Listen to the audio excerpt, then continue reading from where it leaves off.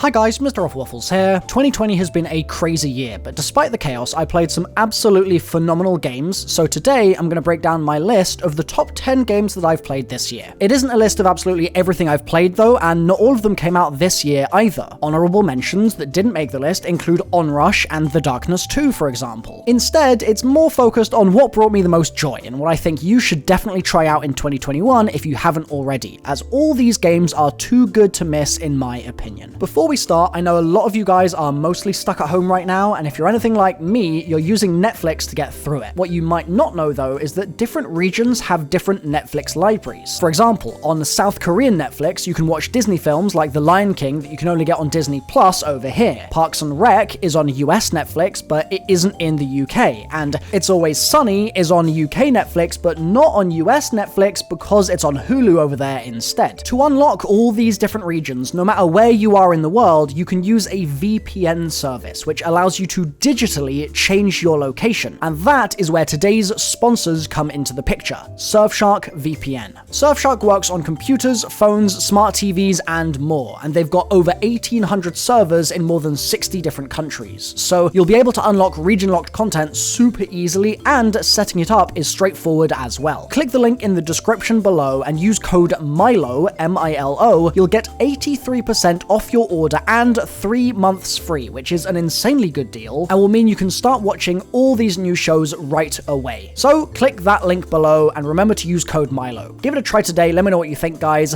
Thanks Surfshark for sponsoring my channel as well. Now then though, let's get on with the games list, starting with number 11, Apex Legends. This is more of an honorable mention than anything, but when Season 7 of Apex dropped, which is the most recent one, EA invited me to make a sponsored video for it, and I'll be honest, I was a bit rusty. It was my first time playing the game since March of last year, and I wasn't sure if I was going to get into it, but I had such a good time. I love the new map, and I've kept playing it here and there since. I really think Apex overall has the best gunplay and movement, actually, of all Battle Royale games out there right now, and as such, I just wanted to make sure that I mentioned it on this list. Now for a game though that I suspect the vast majority of you haven't played, and it completely blew me away. It's number 10, BPM, or bullets per minute. At face value, BPM seems like a pretty ugly first-person dungeon crawler. Like, its looks are fairly deceiving in that regard, but this misses the key ingredient that makes the game sing, and that's rhythm. Everything can be done in time. Reloading, dodging, shooting, etc. All the sort of player verbs, so to speak, sync up perfectly with the game's soundtrack and create an experience that I just never expected I would enjoy, but I loved it. I know rhythm games aren't the most popular genre,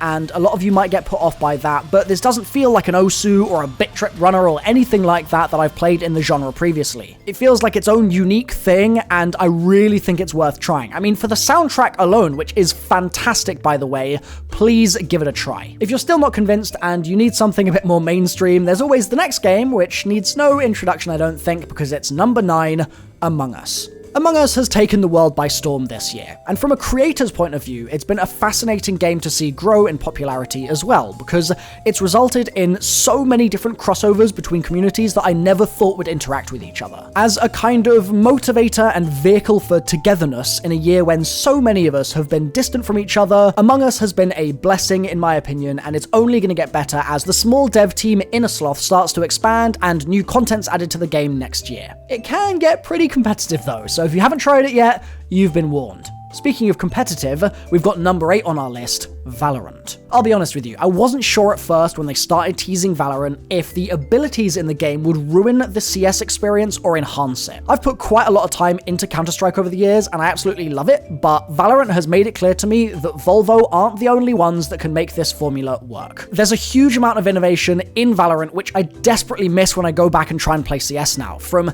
instantly noticeable big things like the 128-tick servers in public matchmaking, to smaller quality of life differences like the more intuitive buy menu and being able to buy for teammates and just little things like that. Like all comp games, it can be stressful and teammates are often incredibly toxic for no reason, and it can get tilting, but it's worth it for all these super satisfying moments games like these can provide. It is a team game though, and if you're more of a single player person, number 7 on the list might be a better fit for you. Ori and the Will of the Wisps. I've seen people talking about Ori and the Blind Forest, which is the first game in the Ori series, for years, and I finally got around to trying it before I started Will-O-the-Wisps this Christmas. If you're looking for a platformer built on rock-solid foundations with really satisfying abilities and neatly designed environmental puzzles to solve, either game would be a great purchase, but Will-O-the-Wisps gets rid of some of the more annoying features of the first game and gives you more agency through new RPG-style systems like optional side quests, vendors, and hot swappable abilities, so you can play the way that suits you best. I also felt in the first game like I couldn't remember where I needed to go for my next objective quite often, and this is mostly fixed in Will-O-the-Wisps, which is nice, and there is enough stuff hidden in each area so that if you do get lost, you've still got interesting things to kind of keep you entertained while you head back to where you need to be. It's also a really beautiful visual experience on Xbox Series X. It's got really intricate environmental design, and the characters are super cute too, and it just makes the whole thing that much more enjoyable. If you don't like cute characters though, for some reason, then try number 6, Doom Eternal. This game really surprised me. I didn't expect to enjoy it nearly as much as I did, but it struck a really nice balance between insane, fast-paced, brutal first-person combat and a mountain of little secrets hidden through the game's levels to keep me on my toes if I felt like exploring the world a little bit more thoroughly. I wasn't particularly enamored by the game's story. I think the game would have been perfectly fine with much of that kind of removed, to be honest, but it didn't negatively impact my experience, as I was still happy flying around, dashing, blasting, ripping, tearing, and everything in between, and there is plenty of that, trust me. In some areas, you kind of get into this weird trance. It's like you're dancing through the encounters, and the soundtrack is kind of narrating your murderous rampage, if that makes any sense. It's just one more reason to give it a go. I really implore you to try this one. The pace of Eternal can be a little tricky to keep up with at times though, especially on the higher difficulties, so if you want something that's a little slower but still a massive challenge, try number 5, Sekiro: Shadows Die Twice.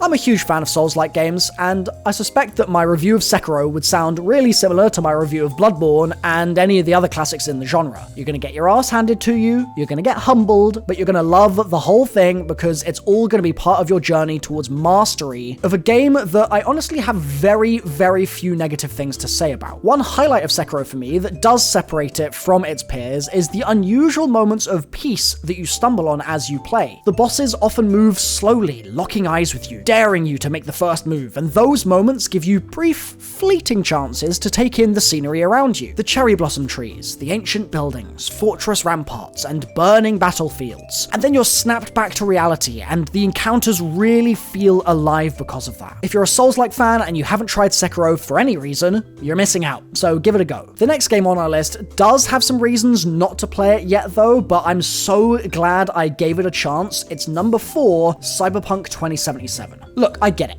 The game released in a state that meant that a huge number of players simply couldn't actually play it. I don't need to explain how much of a mess it was. We've all seen the headlines, we've all seen the bugs. What I do need to say though is that I've got really lucky with my experience of the game so far, and I've got a really powerful PC, so I've missed a lot of those game-breaking bugs, and the experience underneath all that has been glorious. The storytelling connected with me instantly and has kept me interested all the way through. The world design is one of my favorites in any game to date. It looks fantastic, and while I totally agree that the game is missing a lot of content to make exploring the world feel meaningful, it doesn't diminish my experience to the point of hating the game by any means. I know it's going to improve massively in the future as more stability patches release and more people get to play the experience they were promised, and I hope that CD Projekt Red will be able to focus then on the long-term life cycle of the game and add some content that will keep people coming back for years and years. I've had a blast with it so far, and it's one of my favorite games this year for sure. I recognize that it wasn't ready to come out of the oven yet, but given a bit of time, the pieces will come together and make this a really fun experience for everyone.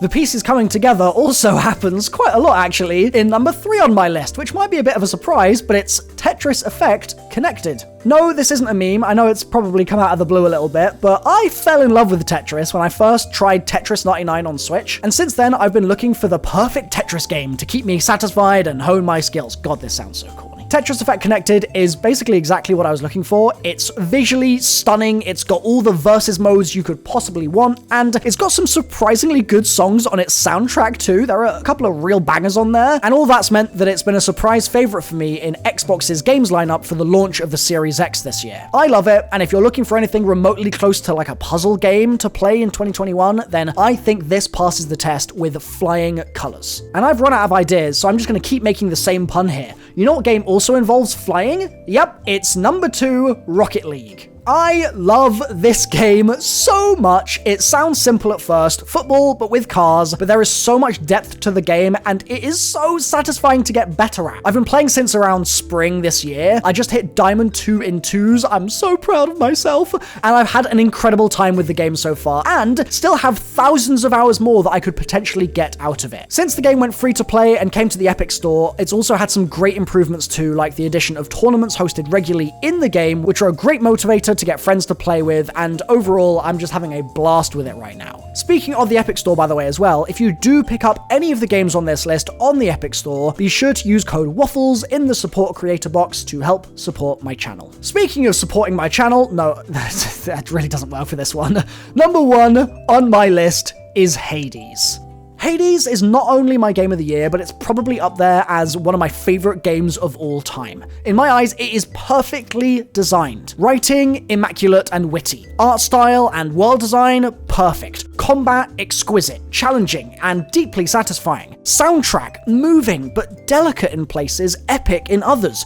Replayability through the roof with a masterfully designed endgame system, and to top it all off, as this has been a big discussion point recently, Supergiant, the devs, have mandatory holiday days for their team and pretty much don't crunch. I cannot find any flaws with this game, genuinely. Let me quickly explain how it works, but honestly, you should just go and buy it right now and give it a go. You play as Zagreus, Prince of the Underworld, which makes Hades, yes, the character Hades, your father. In roguelike fashion, you try repeatedly to escape the underworld and reach Mount Olympus, and each time you fail, your story progresses and you unlock new ways to play as you set out to try and escape all over again. It sounds simple, but every single part of the game is so well designed, and I think a lot of that perfection is thanks to the fact that Supergiant chose to launch originally in early access through the Epic Store. And so they had a good 2 years or so to hone every single system to the community's liking and to the liking of the dev team, and the result is, in my eyes, one of the best games of all time. I'm so happy it exists. Give it a go, you will not regret it. That wraps up my list. Let me know if you agree or disagree with my picks, and if you've got any other suggestions that you wish I'd added to the list, then drop them in the comments down below, and you never know, I might do a couple more lists like this in future as I chew through more of my games backlog. Thanks for watching, drop a like if you've enjoyed, I'll see you next time, bye for now.